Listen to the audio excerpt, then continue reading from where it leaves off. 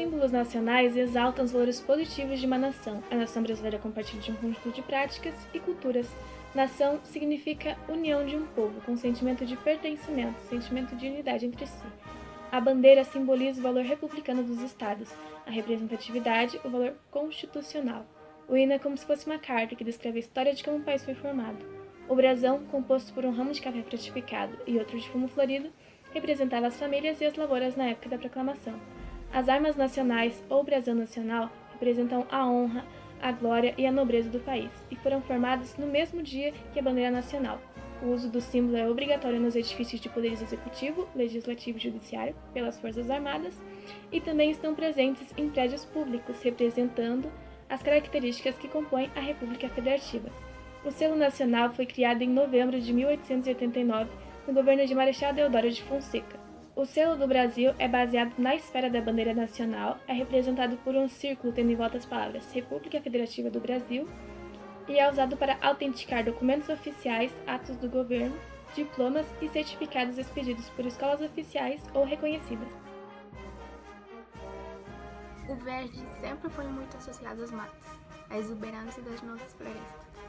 Seu uso na bandeira não é muito diferente.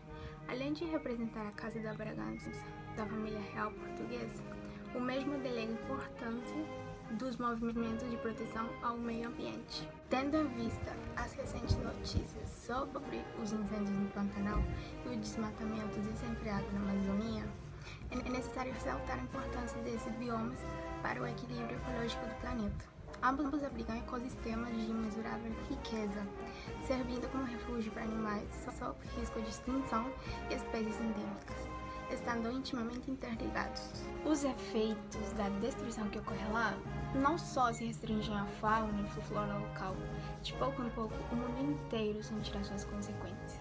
O turismo pode auxiliar ao arrecadar fundos para a sua proteção e ao conscientizar a população a respeito do seu valor e das atitudes que é possível tomar para contribuir com tal preservação. O amarelo representa os Habsburgos e com eles vem retratando a riqueza das culturas, credos e etnias, sendo perseguidas e sofrendo discriminação. Essa cor destaca os ataques nesse ano direcionados a indígenas e africanos, que há muito passam quase despercebidos. O Pacto Internacional sobre Direitos Civis e Políticos, promulgado pela Organização das Nações Unidas em 16 de dezembro de 1966, prevê que compõe o grupo dos direitos civis e políticos o exercício livre da religião, a liberdade de crença, culto e organização religiosa. Não obstante, a Convenção Internacional sobre a Eliminação de Todas as Formas de Discriminação Racial foi ratificada pelo Brasil em 27 de março de 1968. O referido diploma legal preceitua que é dever do Estado promover o respeito e a observância dos direitos humanos e das liberdades fundamentais para todos, sem discriminação de raça, sexo, idioma ou religião. O preconceito, a discriminação, a intolerância e, no caso das tradições culturais e religiosas de origem africana, o racismo, se caracterizam pelas formas perversas de julgamentos que estigmatizam um grupo e exaltam o outro. Valorizam e conferem prestígio e hegemonia a um determinado eu em detrimento de outrem. Sustentados pela ignorância, pelo moralismo, pelo conservadorismo e, atualmente, pelo poder político, os quais culminam em ações prejudiciais até certo ponto criminosas, contra um grupo de pessoas com uma crença considerada não hegemônica. O azul como o do céu é a nossa resistência, sonhos e tolerância como nação. Sobre ele resplandece a busca dos nossos ideais e da nossa paz como um todo. Mas até onde vai o eu, meu e quando começam nós, nossos? Assim como utilizamos da realidade para montar nossas opiniões e todo o resto, os outros também fazem o mesmo. Continuadamente, assim como nós, adquirem bagagem para interpretar o mundo à sua volta. Contudo, os caminhos que escolhem filtram a sua percepção sobre determinados eventos. Eles constroem as opiniões usando tijolos diferentes dos nossos. Por conta disso, eventualmente se chocam com as dos outros. É como se dois espelhos imensos se batessem e quebrassem em pedaços bem menores que não conseguimos encaixar. Sem entender por completo a natureza do outro, não encontramos ferramentas para encaixar e sintonizar as mesmas coisas. Mesmo que não aceite a posição dos demais, você deve respeitá-la. Pode não parecer, mas vocês estão na mesma linha existencial.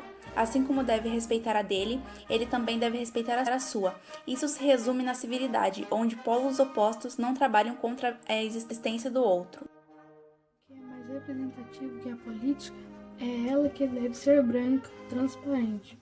O branco aparece bem pouco comparado às outras cores, mas se encontra no centro com uma frase de comando e de libertação. Dentro disso, a educação tem um papel extremamente importante. Precisa fluir na solidificação da consciência política de um país.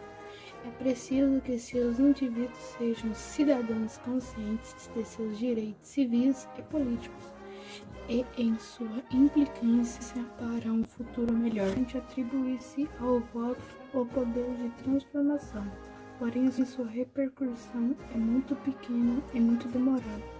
Para que haja uma sociedade mais igualitária, é preciso haver envolvimento com as questões políticas e sociais, não apenas em épocas de eleições. Eis a razão de uma educação de qualidade que faça o jovem crescer consciente de sua função social. O desenvolvimento da visão crítica nos jovens é fundamental para a incorporação de valores democráticos e para a participação política significativa. Não é nenhum mistério que o nível de desigualdade e de problemas de um país está associado ao nível de educação e cultura de seu povo.